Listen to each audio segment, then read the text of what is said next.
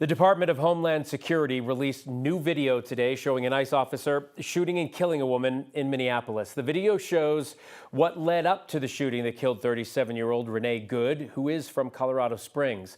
The video shows cars parked along the street and ICE agents. There's car horns going off, sirens, people yelling. However, the video cuts off before the moment of the shooting.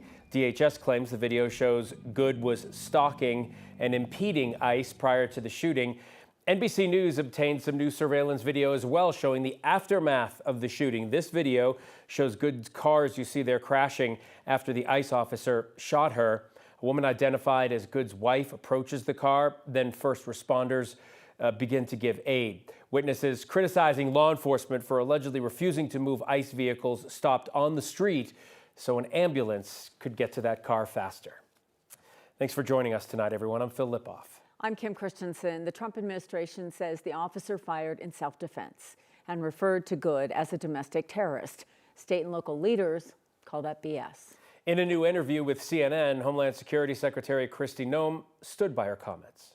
If you look at what the definition of domestic terrorism is, it completely fits the situation on the ground. This individual, as you saw in the video that we released just 48 hours after this incident, showed that this officer was hit by her vehicle, she weaponized it, and he defended his life and those colleagues around him and the public. After that shooting, there have been protests across the country, including here in Colorado. Today's protest was outside the ICE office in Centennial.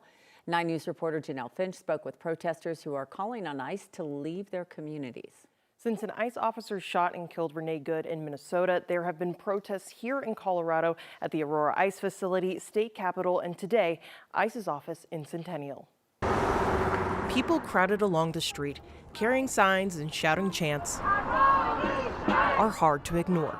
Protesters say that's the point. This is where we need to be, at their offices, saying it to their face, showing them our numbers. Protesters spent hours outside ICE's office in Centennial Sunday. They want federal agents to know their actions don't go unnoticed. Justice needs to be done and people are watching them. People are watching every move they're making. Dane Lee helped organize the protest. They're a member of Colorado's chapter of the General Strike, a national social action group. So today we're out here protesting for justice for Renee and protesting to get ICE out of our state and to abolish ICE across the country. They say they started mobilizing the day an ICE officer shot and killed Renee Nicole Good in Minneapolis. Renee is a woman who was originally from Colorado Springs. She's a mother, she's queer, and she died in her car trying to follow orders. Lee says any of them could have been Renee. I'm tired of this happening. It's my community members. This is my family. They say as long as ICE has a place here, they will have a place here, hoping to not go ignored. They can see us from in there and they can hear us. Immigration activist Jeanette Vizquera was also at today's protest. She was released from ICE custody after 9 months just a couple weeks ago. She shared part of her experience, hoping to provide protesters with a greater understanding of what's happening behind closed doors. Janelle Finch, 9 News.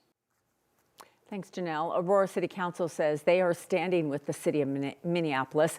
Council members are expected to formally oppose the ICE shooting during their first meeting of the year. Mayor Pro Tem Allison Coombs brought forward this resolution. If it passes, the statement would declare the council's opposition to what they call overreach by ICE agents in November. Aurora flipped the council from conservative to progressive Democrats in November. And the proposed resolution would also state that council, quote, stand in solidarity with the Twin Cities in their call for ICE to leave their communities immediately. Aurora is home to the Geo ICE detention facility, Combs called a, quote, stain on the city. Let's take a live look outside right now. The snow is melting away pretty quickly as Denver continues to warm up. Temperatures could reach near 60 degrees later on this week, and it's Mother Nature is being really, really stubborn this winter, at least here in Colorado. Yeah, even today, Kathy, it felt warm, like different. Yeah, it's very unusual for January. Absolutely it is. And it was so nice to see the snow and have the cold and just it had that look and feel of January for a while. And we still have snow along the Front Range and up over the higher peaks. But as Phil mentioned, it is melting quickly. Average temperatures are in the mid 40s and we've been in the mid Well, the mid-50s, even low 60s expected this week. So far, almost 8 inches of snow out at DIA, but by the end of January, we should be closer to 27 inches. So we've got some catch-up to play here. And the good news is the travel in and out of the mountains has been great along the Front Range. Good, comfortable weather. We're still 51 here at the 9 News studios, 48 at DIA. The wind, thankfully, hasn't been a big factor, so we're not talking about elevated fire danger, critical fire weather. We've got a few high clouds coming in from the west and a storm we're tracking in the Pacific Northwest. But with this blocking ridge building back over Colorado, a lot of that energy and moisture is once again going to be pushed north over Colorado. So we have a fair sky tonight, a mostly sunny day tomorrow, and an above average temperature trend that will kick off tomorrow and last most of the week. We're in the mid 40s out of DIA now. Those temperatures will drop about 10 degrees by 9 o'clock. So a warm, dry weather pattern to start the week. We will be talking about elevated fire danger again, but we are tracking a Friday cold front. Seasonal temperatures coming back to the metro and maybe some much needed mountain snow. The timing and impact of that Friday change is coming up. A suspect is in police custody after someone shot at officers in Denver's Capitol Hill neighborhood last night. This all happened while Denver police officers were conducting a traffic stop at 13th and Logan. Police detained someone, but during that stop, someone connected to that person detained threw a rock at a patrol car before running away. A short time later, officers say someone fired at them. The man detained during that stop was hit in the leg. No officers were hurt and they did not shoot back. The shooting led to a shelter in place. While officers searched for the shooter, police say officers found the rock-throwing suspect and arrested him. They're still trying to figure out if that guy is the same person who fired shots. Now to some stories we are following for you this coming week. Barry Morphew is set to appear once again inside a Colorado courtroom tomorrow.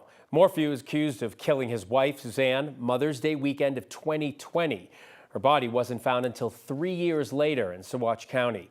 Morphew was living in Arizona when he was arrested last year. This is the second time he's facing charges in her death. The previous case against him was dropped just days before trial. He is set to appear in court in Alamosa County for an arraignment. Starting tomorrow, if you're caught speeding on Highway 119 in Boulder County, expect a fine. One you'll notice, CDOT will begin issuing $75 fines to drivers caught speeding on the highway. This is on the diagonal highway work zone between Boulder and Longmont. Automated cameras installed last July will capture the violations and mail a ticket to the vehicle's registered owner. That program was a warning up until now.